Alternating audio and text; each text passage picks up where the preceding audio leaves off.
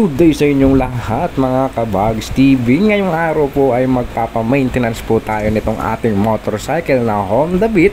Kasi nung nakaraan po mga kabags TV, itong ating motor na ito ay talaga pong nababad sa baha ng bagyong Karina. At matatandaan po naman natin na yung nangyari talagang hindi talaga siya normal at napakarami ng napansala lalo na sa mga sasakyan.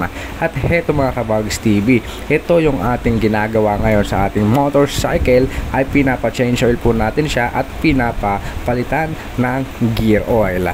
At syempre pina-check na rin natin dyan ang kanyang air filter at titingnan natin kung gagana pa kasi medyo kinabahan tayo dito mga kabags TV. At ipapakita ko lang po sa inyo yung lugar kung saan ito nakapwesto at eto yon mga kabags TV. Grabe po yung baha dito, kahit yung bus lang po talaga halos ang nakakadaan dyan ay talagang nahihirapan na.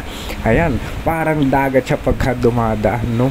Ayan, so isipin mo na lang napakaliit ng ating motorcycle at dadaan dyan sa ganyang napakataas. Although hindi naman siya totally itinawid natin, pero naabutan po siya ng baha at talagang magdamag po siya, halos na nakababad.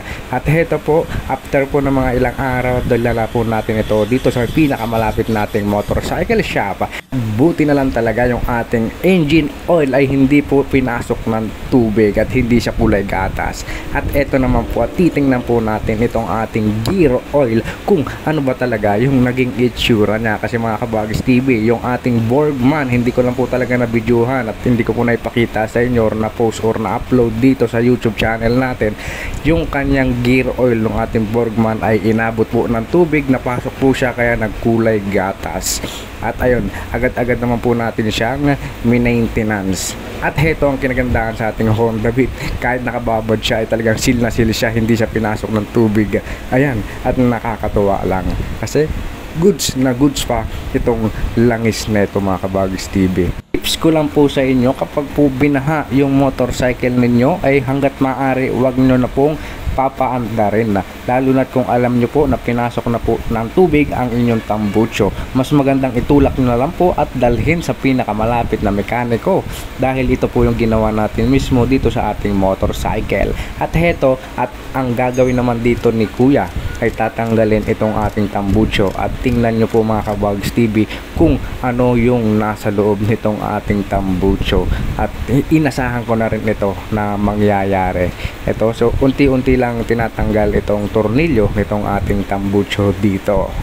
Nga pala mga kabags TV, itong ating motorcycle na Honda Beat medyo pumupugak pa rin po siya at nadala ko na ito sa iba't ibang motor shop at after ng ilang linggo bumabalik siya. So hindi ko palang nagagawa or napapagawa dito sa motorcycle na ito ay naparimap. Hindi ko pa yun napagawa, hindi ko pa siya naparimap.